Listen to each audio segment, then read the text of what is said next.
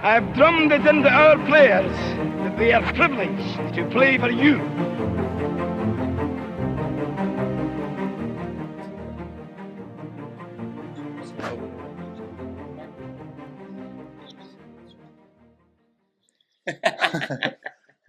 Not used to this cold. Yeah. Så, ja, hei og velkommen til en ny episode av Pausepraten. Vi har tatt turen til Brunswick Youth and Community Center i Bootle der Jamie Carragher kommer fra. Jamie, thanks so much for talking to us. First of all, this place, it's important for you, isn't it? And it's where you grew up and where your foundation is Yes, seated. this is the hub of the foundation now, and it's a place close to my heart. It's the first place I can ever remember playing football. My dad brought me here when I was maybe 5 or 6 years of age, and my mother-in-law still lives 100 yards over the road. My school was there. My dad owned a pub there, and this is where we used to come when we were children to to play football as kids. So a lot of where I grew up is still here. You can see the mural as well outside. From Bootle, and not just me, my wife as well now, Nicola, because of all the marathons that she run. So this is the heart of the community where I grew up. Marsh Lane, Bootle. Obviously, you're working a lot on Premier League. We see you every week talking Even about. In Norway. You're all over the social media and social media, right? Yeah, but a lot of attention on Liverpool right now and Arne Slot with the form they've been in this season. What's your view on the situation now? Well, it's been a poor season for us for what we would expect, and especially because we won the league and then we spent the money we spent on a lot of big players, and it felt like the first time, even in Jürgen's time, we'd really spent like Chelsea or Manchester City or United, going by, spending lots of money. But it's not really the Liverpool way of doing things, really, when you look in Jürgen's time. And we've been very clever in the transfer market over the last sort of 10 years or so. But this season, it didn't quite seem like the plan was there as much as it was before. And I always think about Ekitike and Isak. It always felt a bit strange to buy 2 strikers for such a big amount of money in the same summer. I know you need a squad and you need strikers, but when you buy players for that much, they have to play. So how are they both ever going to work at the same time, Ekitike and Isak? And Ekitike, for me, almost feels like a Liverpool sign we made before under Jürgen, where people are not quite sure who this guy is. We've done our homework. We know he's about to, be an amazing player, and he's looked fantastic. But for a lot of the other players, it hasn't quite worked. So, 4th position when I was playing, everyone was happy then, or that was probably the most we could do, really. But right now, for where we've been and being the champions, it feels disappointing. Yeah, 4th place with a bit of context because we're 15 points off Arsenal, Exactly. I think. So we're a team. What I mean is, it's a bit like the team in my day where we would be fighting for the Champions League to qualify for the Champions League. So that's the target this season now, and no one would believe that that would have happened in the summer. You can't guarantee you win the title, but you think you'll be there in March, in April, and May, and competing for the league. Do you think Arne Slot could be in trouble if the form doesn't improve? Maybe if it continues as it is right now.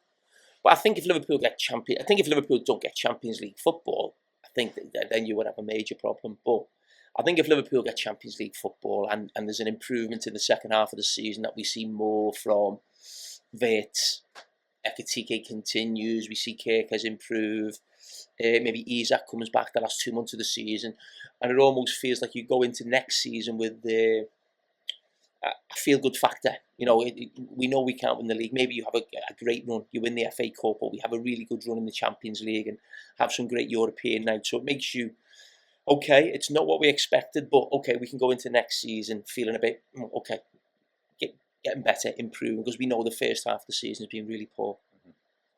Do you think the team misses Mo Salah now that he's away at AFCON?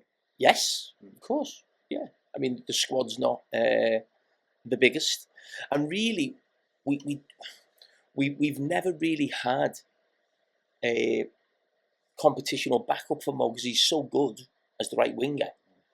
You can't buy anyone to sort of replace him. The only thing that we've found since Mo's been away is that Frimpong must look good on the right wing. He's created some goals. You think, oh, okay. But we don't really have another player in that position. So maybe Frimpong now. But when Mo went out the team, so Bosley was playing there, but that wasn't his position. The manager was just trying to find something to make the team more difficult to beat, and he has done. Yeah. You know, I don't think since I don't know what the game is. Is it since PSV? We haven't lost a game. Yeah. Okay, so has all the results been good? No. Have the performances been good? No. But we haven't lost very games. When you think before, we had, I think, lost 9 in 12. And I know there was obviously all the Mo Salah stuff. I was critical of Mo Salah, not really for his performances, but more for his comments. But the manager, that's his job. He has to find a way to get the team to stop losing. Yeah. And I think he tried everything else except leave Mo out, really. Yeah. People say, oh, he'd never left Canate out, or he had never left, who else could you think? Maybe Gravenberch. But you wouldn't leave Gravenberch out. Gravenberch is still playing well. But he didn't have anybody to bring in for Canate. If we'd have bought Gay, Gay would be playing now. So the last thing left in the team was that he hadn't tried to do was leave Mo Salah out. And the reason he left Mo Salah out was because he's the one player who the manager allows not to defend. That is not his strength. So he tried that. Obviously Mo wasn't too happy, as we know. But the results since then, not the performances, but the results since then have been a lot better. We still need to get better, but you can't say it hasn't worked because we haven't, we go from losing 9 games in 12, not all Mo's fault, of course, but he's tried something different. Maybe, everyone in the team now has to work, has to come back, and slowly it's getting a little bit better with the results. What do you think exactly needs to improve? Because, as you said, the performances have not been great, even though they have not lost games. I went to Anfield for the Leeds game, and it was flat, both the atmosphere and the performance. What do you think needs to get better? It just has to be faster. Yeah. Everything has to be done quicker. The way we pass the ball around the back, everything, the way we press has to be faster. And people need to take more risk with the ball. I think there's two, and maybe that comes from the confidence where, the manager doesn't want a game that's, counter-attack end-to-end. So the quicker you go forward, sometimes the quicker the ball comes back. So we make the extra pass, but now it feels like we're making 10 extra passes, and you have a lot of midfield players, Curtis Jones, McAllister, Vert as well, who like to play small passes, short passes, and it almost becomes like a possession game. And maybe those 3 players playing together, maybe you can only have 2 of them, I think. But everything just needs to be faster and quicker, and Liverpool always have to use the crowd. You said you were at Anfield against Leeds. I was there against Leeds and the Sunderland game. The reason we can use the crowd so much for the last, 40, 50 years is because you play faster, you're aggressive, you get the crowd involved in the game. They haven't been getting the crowd involved in the game. And that's something that will have to change in the second half of the season for the manager because, supporters eventually will get, very restless. They want to be involved in the game. They want to scream and shout and celebrate and get angry and emotional. And the games that we've seen of late hasn't, where the performances haven't allowed that. I think reading our comment section and stuff like that, people are worried that maybe Arne Slot's football isn't the brand of football that gets people off their seats compared to Klopp. Maybe. It's definitely not Jurgen Klopp football. We knew that last season.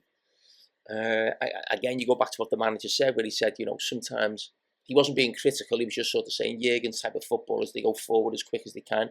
Sometimes we make the extra pass.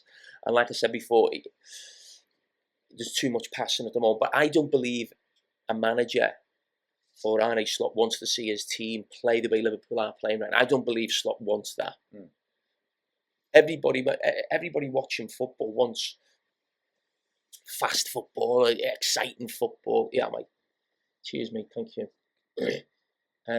So I don't believe that. But yes, it is different. I mean, I miss the pressing of Klopp. That's one thing I do miss.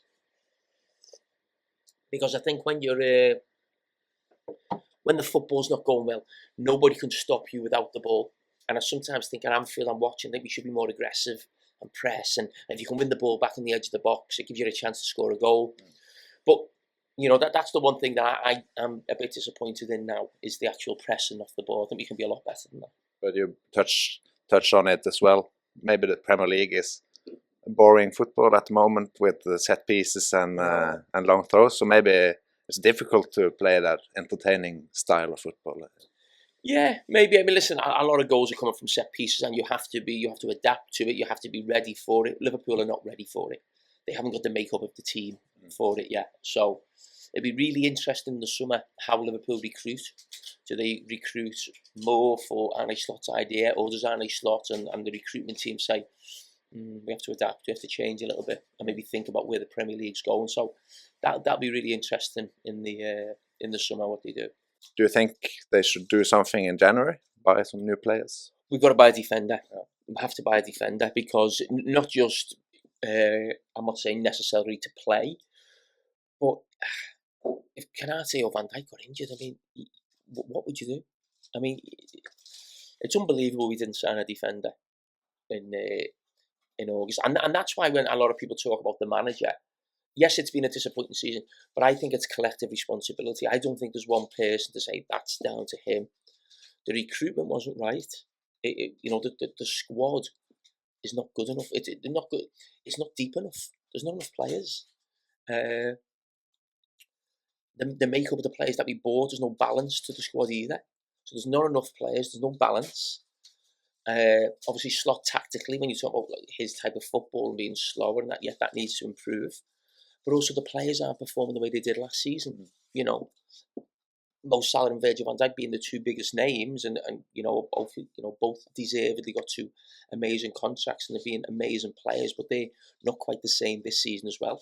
So everybody can look at this season so far and say we're not at our best, if you like. So that's why I think I find it hard, and I think it's not right to be so critical of the manager. I know a lot of people are pointing at the manager and saying the manager should change.